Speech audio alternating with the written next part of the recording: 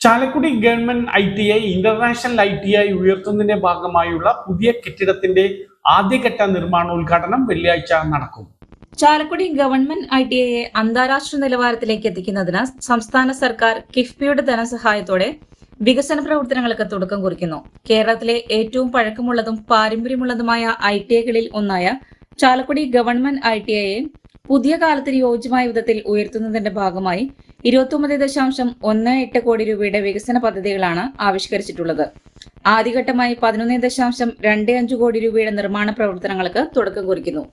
നവീന രീതിയിലുള്ള വർക്ക്ഷോപ്പുകൾ, സ്മാർട്ട് ക്ലാസുകൾ തുടങ്ങി അത്യാധുനിക സൗകര്യങ്ങളുള്ള കെട്ടിടത്തിന്റെ നിർമ്മാണമാണ് ആദ്യഘട്ടത്തിൽ ആരംഭിക്കുന്നത്. നിർമ്മാണ പ്രവർത്തനങ്ങളുടെ ഔദ്യോഗികമായ ഉദ്ഘാടനം ഫെബ്രുവരി 21 വെള്ളിയാഴ്ച ഉച്ചതിരിഞ്ഞ് 3:30 തൊഴിലും നൈപുണ്യവും മന്ത്രി വി ശിവൻകുട്ടി നിർവഹിക്കും. സനീഷ് കുമാർ ജോസഫ് MLA അധ്യക്ഷത വഹിക്കും. ബെന്നി ബെഹാൻ MP മുഖ്യ അതിഥിയാകും.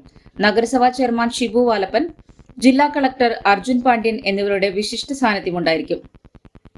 വാർത്താസമ്മേളനത്തിൽ സനീഷ് കുമാർ ജോസഫ് MLA, നഗരസഭാ ചെയർമാൻ ഷിബു വാലപ്പൻ, നഗരസഭാ അംഗങ്ങളായ Bindu Sasikumar, MM Anilkumar, Nitha Paul, ITI principal MM Sauja, instructor PV Shija, Rajesh Chandran എന്നിവർ അറിയിച്ചു.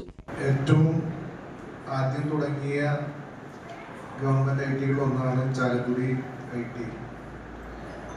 വർഷങ്ങളായിട്ട് അതിൻ്റെ ഭൗതിക സാഹചര്യങ്ങൾ വളരെ പരിമിതമാണ്.